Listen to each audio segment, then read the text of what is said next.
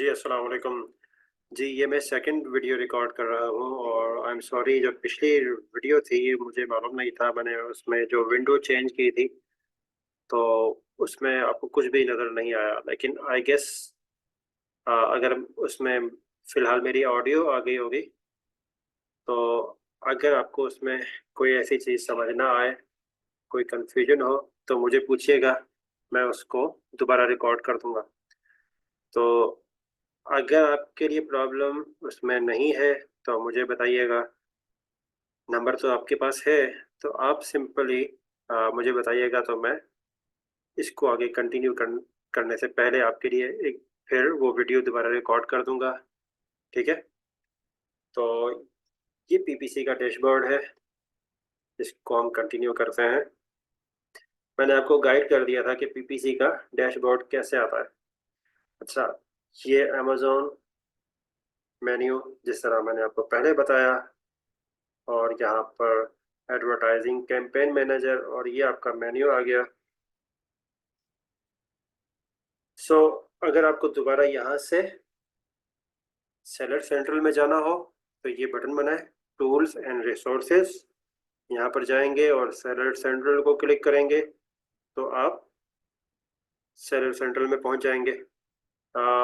यहाँ पर लॉगिन मांग रहा है, आपको लॉगिन करना होगा आईडी पासवर्ड डाल के, तो अभी मैं नहीं कर रहा।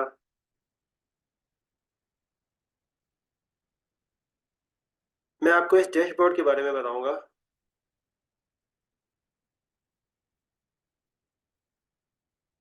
इस डैशबोर्ड में आपको सबसे ऊपर ग्राफ नज़र आएगा, इसको क्लिक करेंगे, ग्राफ खत्म हो गया, ठीक है। हाई चार्ट, चार्ट ग्राफ कुछ भी कह रहे हैं। और आज 16 है, 16 जनवरी, तो मैंने इसको टुडे पर रखा था। और अनफॉर्चुनेटली हमारी कैंपेन में कुछ डिस्टर्बेंस थी। यानी इस काम के लिए मैंने एक कैंपेन बनाई थी, तो उसमें स्पेंडिंग तो हो गई है, पर सेल कोई नहीं आई। ऑर्गेनिक मुझे सेल आई है, पर कैंपेन के थ्रू कोई सेल अब तक नहीं आई। कोई डिस्टर्बेंस है आई गेस। इस कैंपेन पर अब तक हमने काम नहीं किया, इस अकाउंट पे काम नहीं किया। तो खैर, मैंने आपको जनरल सा बताना है कि क्या होता है। चार्ट नज़र आ रहा है। अगर मैं चाहता हूँ कि ज़्यादा अरसे के लिए मैं देखना चाहूँ कितने अरसे में, या एक महीने में, लास्ट 7 डे में मुझे कितनी सेल हुई, या क्या रिस्पांस था कैंपेन्स का, तो ये मुझे लास्ट 7 डेज का आ रहा है। क्या मैंने लास्ट 7 डे में $249 यूरो स्पेंड किए, 211 जो है सेल आई, एकॉज मेरा ये रहा, ऑर्डर मेरे 11 रहे।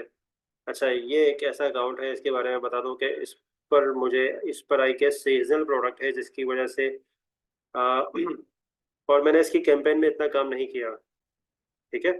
तो इसलिए इसमें स्पेंड ज़्यादा है और सेल्स कम है, और ये प्रोडक्ट बिल्कुल न्यू है, दिसंबर में लॉन्च किया है। लेकिन मेरी लिस्टिंग इतनी अच्छी है कि मुझे ऑर्गेनिक सेल ज़्यादा मिल रही है इस पर। जैसा कि अगर मैं, ये ग्राफ है, इस ग्राफ में 15 तारीख को देखूं, तो सेल्स कितनी है, 2 ऑर्डर आए हैं।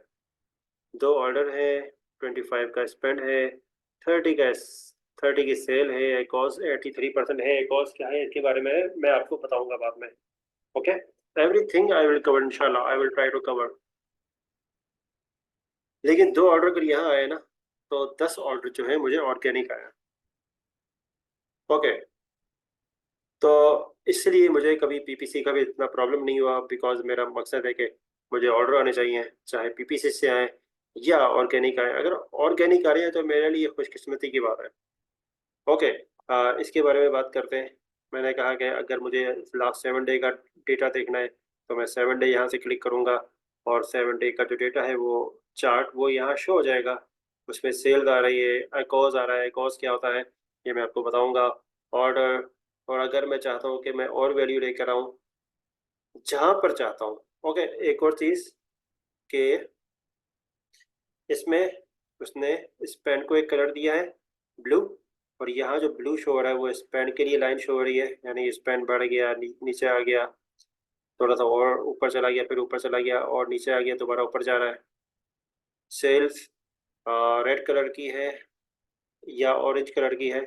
सेल नीचे गई, ऊपर आ गई, नीचे नीचे, आज नीचे ही है बिल्कुल। और ये ऑरेंज एकोज ऊपर जा रहा है, नीचे आ रहा है, ठीक है। और order I think green colour है, ये ऑर्डर की लाइन आ रही है। आप महीने का डेटा देखना चाहते हैं? ओके, लास्ट 30 डेज, या फिर आप यहाँ से डेट रेंज भी सिलेक्ट कर सकते हैं, पहली से लेकर 31 तक। यानी यहाँ पे 2 पॉइंट को क्लिक करना है और अप्लाई करेंगे तो आपकी डेट जो है वो आपको शो हो जाएगी। यानी उस रेंज में आपको डेटा आ जाएगा जो भी आप चाहते हैं। और आप जिस जगह अपना मैट्रिक जो भी वैल्यू चेंज करना चाहते हैं वो भी कर सकते हैं। इनको अभी मैं इनकी बात नहीं कर रहा, CTR देखना है, मैंने CTR की बात की थी। ओके, CTR चेक करते हैं। CTR मेरा 0.90 है, यानी मेरी प्रोडक्ट की रेलेवेंसी है। मैंने CTR को इस तरह चेक करता हूँ। नॉर्मली CTR को मैं रेलेवेंसी के लिए यूज़ करता हूँ, बाकी लोग किस तरह करते हैं वो एक अलग मैटर है। तो मैंने अपनी बात कर रहा हूँ, तो मैंने जो सीखा है CTR से, वो यही सीखा है कि CTR से मैं रेलेवेंसी चेक करता हूँ। एक महीने में मेरा बहुत अच्छा हो गया है, लेकिन लास्ट जो 1 वीक है इस पर मेरी सेल बहुत ख़राब रही है। यानी 710 की स्पेंडिंग पर 1200 की मुझे सेल आ रही है। कॉल मेरा 55% है, 70 ऑर्डर्स हैं। और इसके अलावा अगर मैं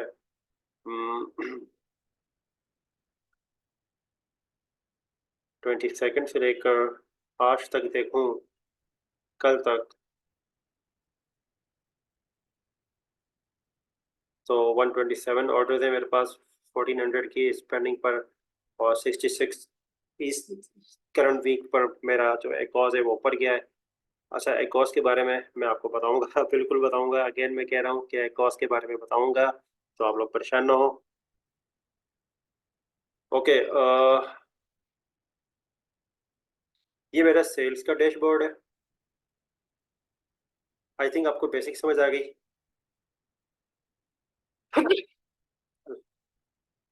ओके, सॉरी। याद रखें, जिस तरह हमारे फोल्डर्स होते हैं, एक फोल्डर मेन फोल्डर होता है, उसके अंदर एक और फोल्डर होता है, उसके अंदर एक और फोल्डर होता है, उसके अंदर नंबर ऑफ फोल्डर होते हैं। यानी सबसे पहले एक फोल्डर है, उसके अंदर मैंने A और B के नाम से 2 और फोल्डर बना दिए। और A के अंदर मैंने फर्दर फोल्डर बना दिए, B के अंदर फर्दर फोल्डर बना दिए। तो यहाँ पर भी ऐसा ही है। सबसे पहला फोल्डर जो है PPC में, उसको हम कहते हैं पोर्टफोलियो। ठीक है, ये मैं पोर्टफोलियो पे क्लिक कर रहा हूँ। हम और हमें पोर्टफोलियो की लिस्ट कहाँ नजर आती है? यहाँ नीचे। मैं चाहता हूँ कि मैं अपने पोर्टफोलियो, यानी सबसे ब्रॉड लेवल पर मैं चेक करना चाह रहा हूँ। ठीक है, मैंने बताया सबसे ऊपर का फोल्डर, उस पर क्या डेटा है, जिसके अंदर सारी चीजें हैं। मैं चाहता हूँ कि मैं एक एक कैंपेन को न देखूं, मैं जितनी भी कैंपेन्स, उन कैंपेन्स के अंदर जितने भी एड्स हैं, उन सब का डेटा एक साथ देखना चाह रहा हूँ ओवरऑल। तो कैसे देखूंगा? मैं पोर्टफोलियो देखूंगा। तो मैंने अभी फोल्डर की बात की कि अगर आप अगर आप C ड्राइव में हैं और उसके अंदर एक आपने फोल्डर बनाया हुआ है डॉक्यूमेंट्स का, आप उस डॉक्यूमेंट्स को चेक करना चाहते हैं कि उसके अंदर कितने फोल्डर हैं, यानी उसका साइज क्या है, तो आप उसके ऊपर कर्सर लाएंगे, प्रॉपर्टी में देखेंगे, आपको उस फोल्डर के अंदर जितने भी हैं वो सबका एक साथ बता देगा। लेकिन उन फोल्डर के अंदर जाएंगे और किसी स्पेसिफिक फोल्डर के अंदर जाएंगे फर्दर, और वहां जाके आप उसका डेटा देखेंगे, उसका साइज देखेंगे, जो भी चीज़ देखेंगे उसके अंदर क्या डेटा पड़ा है क्या नहीं पड़ा, तो उसकी आप प्रॉपर्टी देखेंगे तो वो आपको सिर्फ इंडिविजुअल जो फोल्डर है, सब फोल्डर, उसके बारे में बताएगा। तो यहाँ पर भी PPC में सबसे ऊपर का जो फोल्डर है, जिसके अंदर सारी कैंपेन सेव होती हैं, पोर्टफोलियो। पोर्टफोलियो सबसे PPC में सबसे ऊपर का लेवल है। पोर्टफोलियो के अंदर बनती हैं कैंपेन्स, कैंपेन्स और कैंपेन्स के अंदर बनते हैं ऐड ग्रुप, ऐड ग्रुप के अंदर होते हैं ऐड। ठीक है, ये 4 लेवल है। पोर्टफोलियो जिसमें मल्टीपल कैंपेन्स बनती हैं। कैंपेन, अगर एक कैंपेन के अंदर मल्टीपल ऐड के ग्रुप बनते हैं, और ऐड ग्रुप के अंदर मल्टीपल टाइप ऑफ ऐड होते हैं। ठीक है, ऐड का मतलब हमारी प्रोडक्ट की लिस्टिंग, हमारा ई हमारा एसएन जो कि हमने वहां पर शो कराना है। ओके, तो अगर मुझे एनालाइज करना है कि आप एड की एड लेवल पर एनालाइज करना है, कैंपेन लेवल पे एनालाइज करना है, या फिर पोर्टफोलियो लेवल पर जिसमें सारी की सारी कैंपेन्स आ रही हैं और मैं ओवरऑल सारा कुछ देखना चाह रहा हूँ पोर्टफोलियो लेवल पर, ठीक है। तो मैं पोर्टफोलियो को जब क्लिक करूंगा और यहाँ पर मेरा एक पोर्टफोलियो, उसका नाम मैंने E14 रखा है।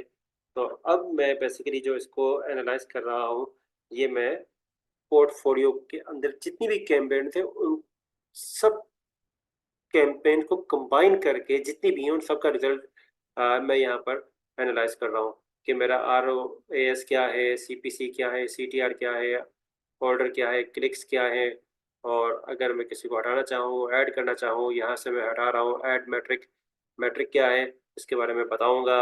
ROAS क्या है, सेल्स क्या है, ये तो आपको मैं बताऊंगा। No problem, I will tell everything. So यहाँ से जो चीज़ मैं ऐड करना चाहूँगा वो यहाँ पर आ जाएगी। ओके, ये मेरा आ गया पोर्टफोलियो लेवल पर डेटा। ठीक है, सिंपल सा है, क्योंकि जितना हम ब्रॉड ऊपर जाते जाएंगे हमारा डेटा उतना सिंपल होगा। Wait please.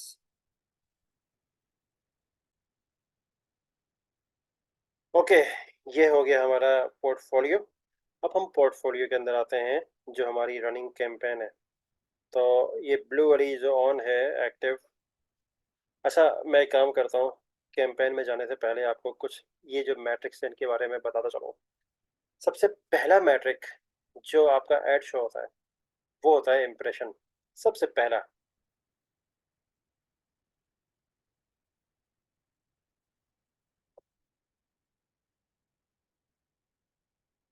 सबसे पहला आपका जो मैट्रिक है वो है इम्प्रेशन। इम्प्रेशन, मेरी प्रोडक्ट स्टार्ट हुई 22 नवंबर को। इम्प्रेशन कितने थे ओवरऑल जितनी भी कैंपेन चल रही हैं उन सब का, ठीक है। इस पोर्टफोलियो के अंदर जितनी भी कैंपेन्स है, अच्छा पोर्टफोलियो जिस तरह हम फोल्डर बनाते हैं, मूवीज का एक फोल्डर बनाते हैं उसमें सारी मूवीज डालते हैं, बुक्स का एक फोल्डर बनाते हैं उसमें सारी बुक्स डालते हैं, ई बुक। नोट्स का एक फोल्डर बनाते हैं उसमें सारे नोट्स डालते हैं। और किस तरह के फोल्डर हैं, अगर मैं अपने एक्सेल के डॉक्यूमेंट्स का एक फोल्डर बनाऊँ, अपने अमेजोन से रिलेटेड जो फोल्डर डॉक्यूमेंट्स है उसका फोल्डर बनाऊँ, अगर मैं अपने सेल्स रिकॉर्ड है उसका एक फोल्डर बनाऊँ, या डिपेंड करता है। या मेरे पास जो प्रोडक्ट्स हैं हर प्रोडक्ट्स का अलग अलग फोल्डर बनाऊँ, ठीक है। या फिर अपने फाइनेंस का एक फोल्डर बनाऊँ तो उसमें सिर्फ फाइनेंस का डेटा होगा। तो इसी तरह मैं अपने हर हर प्रोडक्ट वाइज हर हर कैंपेन को मैं ग्रुप की ग्रुपिंग कर सकता हूँ कि ये 3-4 कैंपेन्स है, ये इस प्रोडक्ट ए के लिए है, ये जो कैंपेन्स है ये टेस्टिंग के लिए है, ये जो कैंपेन्स है ये प्रोडक्ट नंबर बी के लिए है, या प्रोडक्ट के अलावा और मैं किसी एस्पेक्ट से जो कैंपेन्स बना रहा हूँ, ठीक है। तो वो मैं डालता हूँ पोर्टफोलियो में। पोर्टफोलियो में हर कैंपेन के ग्रुप के लिए मैं अलग अलग पोर्टफोलियो बना लेता हूँ, ठीक है, ताकि मुझे एनालाइज करने में आसानी हो। ओके, यहाँ पर इम्प्रेशन, ये जो मेरा प्रोडक्ट है ये मेरी स्टार्ट हुई थी 22 नवंबर को, और उस दिन उसके क्या इम्प्रेशन थे, उसके नेक्स्ट डे क्या थे, उसके नेक्स्ट डे क्या थे, ये आपके पास सारा डेटा देखें आपको स्क्रीन पे नज़र आ रहा है। मेरा इम्प्रेशन कम हो गया, ये मैं एक्सपेरिमेंट कर रहा था। यहाँ पर मैं मेरी जो लिस्टिंग है वो और अकाउंट जो है डीएक्टिवेट हो गया था इस दौरान, तो मुझे कुछ भी नहीं मिला। यहाँ पर आके मैं आउट ऑफ स्टॉक चला गया, तो इसलिए यहाँ पर मुझे प्रोडक्ट शो ही नहीं हुई। तो जब मैं आउट ऑफ स्टॉक जाऊँगा तो ऑफ कोर्स अमेजोन सब कुछ बंद करेगा, मेरी प्रोडक्ट जो है लिस्टिंग जो है लाइव नहीं होगी, उसको वो एक्टिव नहीं होगी। और जब भी लिस्टिंग एक्टिव नहीं होगी या लाइव नहीं होगी मेरा पीपीसी भी बंद हो जाएगा, क्योंकि ऑफ कोर्स प्रोडक्ट नहीं होगी तो वो पीपीसी शो किसको कराएगा। तो यहाँ पर मेरी दोबारा इम्प्रेशन ऊपर जा रहे हैं। ओके, ये इम्प्रेशन है। और इम्प्रेशन जो है इसके लिए लाजिम ये है कि, अच्छा मैंने आपको बताया था कि मैंने बिड लगाई और मैं टॉप पे शो हो गया। मैं मैंने एक खास लेवल पर ज़्यादा बिड लगाई, मैं एक खास लोकेशन पे शो हो गया, चाहे मैं टॉप पे शो हो गया, प्रोडक्ट पेज पे शो हो गया, रेस्ट ऑफ द सर्च पे शो हो गया, ठीक है। मैंने बिड लगाई, जब तक कोई क्लिक नहीं करेगा मुझे मुझे उस क्लिक के पैसे नहीं देने पड़ेंगे अमेजोन को। वो मुझे, मैं एक तरह से जब तक कोई क्लिक नहीं करेगा मैं उस वक्त तक वहां पर फ्री में शो हो रहा हूँ। मैंने वो जगह ऑक्युपाई कर ली। ठीक है। तो इम्प्रेशन कैसे बढ़ेगा? जब मेरी बिड ज्यादा होगी इम्प्रेशन के लिए। मैं अपनी बिड ज्यादा करूंगा तो मुझे इम्प्रेशन मिलेंगे। बिड कम करूंगा तो मुझे इम्प्रेशन कम मिलेंगे। यानी मतलब यह है कि जितनी ज्यादा मेरी बिड होगी उतनी देर तक मैं उस जगह को होल्ड करूंगा और उतने ज्यादा लोग मुझे, मेरे ऐड को देखेंगे। अगर मेरी बिड कम होगी तो क्या होगा? मेरी बिड कम होने की वजह से जो दूसरे जो बिडर्स हैं, जो ऑक्शन कर रहे हैं, जो बोली लगा रहे हैं, वो ज्यादा बिड होगी। वो लोग जो प्लेसमेंट है उनको मिल जाएगी। जब उनको मिलेगी तो मैं शो नहीं होऊंगा। जब मैं शो नहीं होऊंगा तो मेरे इंप्रेशन डाउन हो जाएंगे। ठीक है। तो यहाँ पर मैंने मुख्तलिफ किस्म के एक्सपेरिमेंट किया था। कभी प्राइस नीचे कर दी, कभी ऊपर कर दी। यहाँ पर मेरी प्राइस बहुत ज़्यादा थी तो इसलिए मेरा इंप्रेशन बहुत ज़्यादा भी गए एक दिन में। और यहाँ पर अगर मैक्सिमम देखूँ तो 8,000 तक जा रहे हैं। ओके, ये इंप्रेशन का समझ आ गया।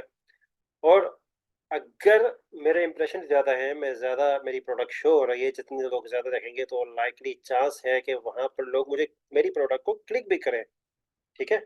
जब क्लिक करेंगे तो अमेजोन मुझे अमाउंट डिडक्ट करेगा। इंप्रेशन के बाद आता है क्लिक।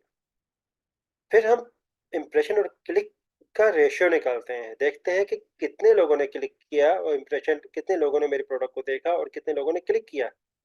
तो इस पर मालूम ये पता लगता है कि अगर इम्प्रेशन ज़्यादा है लेकिन क्लिक भी उसके लिहाज से बहुत ज़्यादा है, इसका मतलब है कि लोगों का मेरी प्रोडक्ट में इंटरेस्ट है, जिसकी वजह से वो देख रहे हैं, तो मुझे मेरी प्रोडक्ट पे क्लिक भी कर रहे हैं। इसका मतलब यह है CTR, क्लिक थ्रू रेट। इसका क्या मतलब है क्लिक थ्रू रेट का? Click divide by impression. Click divide by impression. यानी कितने लोगों ने, अगर 100 लोगों ने मेरी प्रोडक्ट को देखा है, उसमें से एक बंदे ने क्लिक किया है, तो मैं कहूंगा कि मेरा CTR 1% है। ठीक है। अगर 1,000 लोगों ने देखा है और एक बंदे ने क्लिक किया है तो मैं कहूंगा कि मेरा CTR 0.1% है। ठीक है। मतलब यह है कि जितना मेरा CTR नीचे जाएगा, इसका मतलब है कि बहुत सारे लोग देख रहे हैं पर क्लिक करने वाले बहुत कम है। इसका मतलब है कि लोगों का मेरी प्रोडक्ट में इंटरेस्ट ही नहीं है, मेरा ऐड इतना बेकार है कि कोई क्लिक करने को तैयार ही नहीं है। मेरी प्रोडक्ट, ऑफ कोर्स ऐड में हमेशा हमें प्रोडक्ट की इमेज नजर आती है, तो मेरी इमेज इतनी अच्छी है ही नहीं, अट्रैक्टिव है ही नहीं। या तो अट्रैक्टिव नहीं है, अगर अट्रैक्टिव इमेज नहीं है तो कोई क्लिक नहीं करेगा। और अगर इमेज बहुत अट्रैक्टिव है लेकिन मेरी product relevant relevant search result में शो नहीं हो रही, यानी एक बंदा बैट ढूंढ रहा है, बैट बल्ला, ठीक है, और मैं वहां पर बल्ब दिखाऊं तो कौन बाय करेगा? कोई नहीं करेगा। मेरी प्रोडक्ट शो होगी पर कोई क्लिक नहीं करेगा। ठीक है। आपको CTR भी समझ आ गया। उसके बाद CPC, CPC cost per click, मतलब क्लिक करने पर कितनी, एक क्लिक करने पर मुझे कितनी कॉस्ट पड़ी, मेरी प्रोडक्ट को एक क्लिक पर कितनी कॉस्ट पड़ी। ठीक है। नेक्स्ट,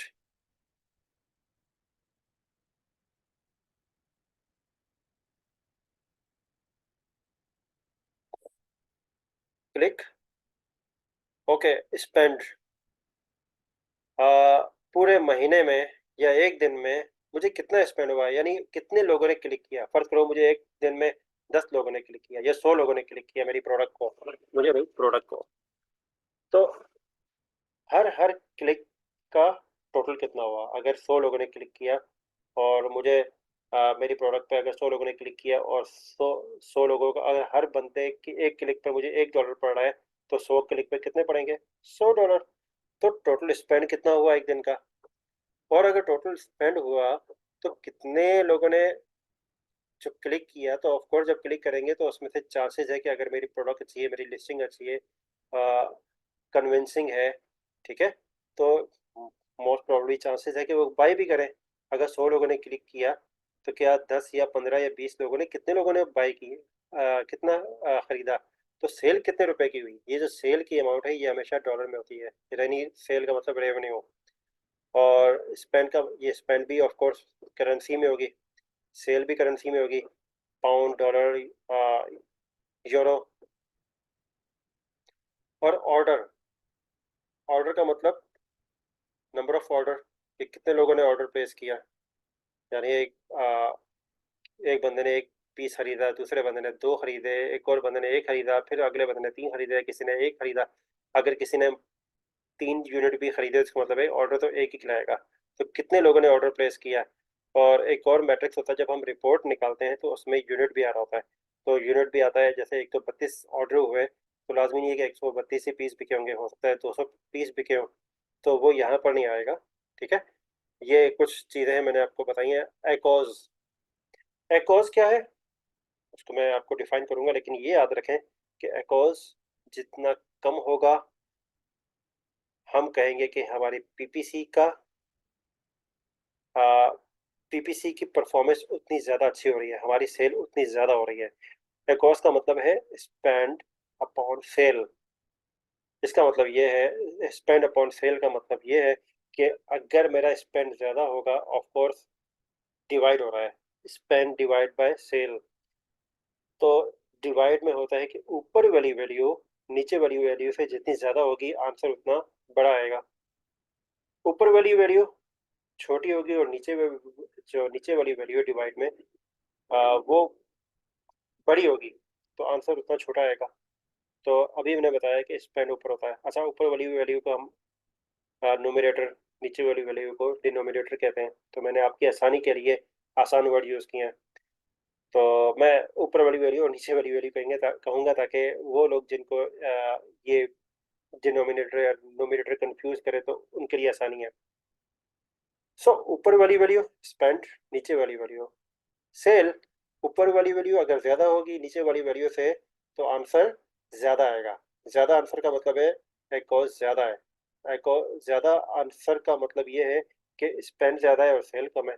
जबकि ऐसा नहीं है, हमारा टारगेट क्या है, सेल ज़्यादा हो स्पेंड कम हो। यानी ऊपर वाली वैल्यू छोटी और नीचे वाली वैल्यू ज़्यादा। और ऊपर वाली वैल्यू जब छोटी होगी और नीचे वाली वैल्यू बड़ी होगी, तो आंसर उतना ही पॉइंट में छोटा होगा। जितना छोटा आंसर होगा, पॉइंट में नहीं, परसेंटेज में बहुत छोटा होगा।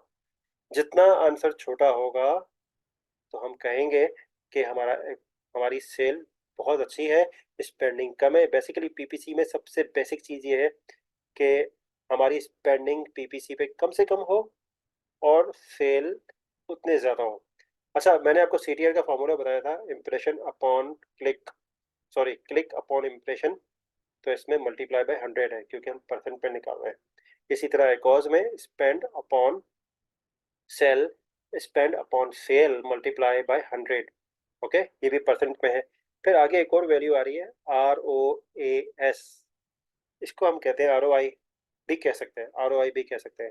ROI क्या है, रिटर्न ऑन इन्वेस्टमेंट। यानी हमने ऐड पर कितना स्पेंड किया, उसके बदले हमें कितना रिटर्न आया। सो ROAS क्या है, return on ad spend. ROAS का मतलब ये है रिटर्न ऑन एड स्पेंड। मतलब ये है कि ये बेसिकली समझ लें कि ये कॉस्ट का उल्टा है, पर ये वैल्यू परसेंट में नहीं है। ओके, अब हम चाहे तो इसको 100 से मल्टीप्लाई करके परसेंट में निकाल सकते हैं, लेकिन ये जो वैल्यू आ रही है ये परसेंट में नहीं है।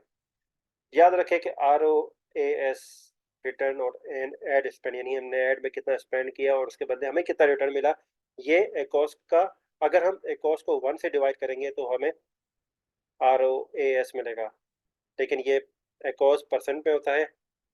अगर एकॉस के वैल्यू को हम बगैर 100 से मल्टीप्लाई किए 1 से डिवाइड करेंगे तो ROS आएगा। मैं इसको रोआस कह देता हूँ, ठीक है। रोआस 1 से छोटा होगा, तो इसका मतलब ये है, दोबारा सुने, रोआस, ये रोआस 1 से अगर छोटा है तो इसका मतलब ये है कि मेरा स्पेंड ज़्यादा है और सेल कम है। तो रोआस हमें कोशिश ये करनी है कि 1 से ज़्यादा हो। अगर 1 होगा, इसका मतलब ये है कि स्पेंड और सेल दोनों बराबर हैं। और 1 से ज़्यादा है का मतलब ये है, जैसे कि ये इसमें स्पेंड कम है, सेल ज़्यादा है। एकॉस की दोबारा बात करते हैं। एकॉस, एकॉस अगर 100% होगा तो याद रखें इसका मतलब ये है कि सेल और स्पेंड दोनों बिल्कुल सेम है, जितना स्पेंड हुआ उतनी ही सेल हुई।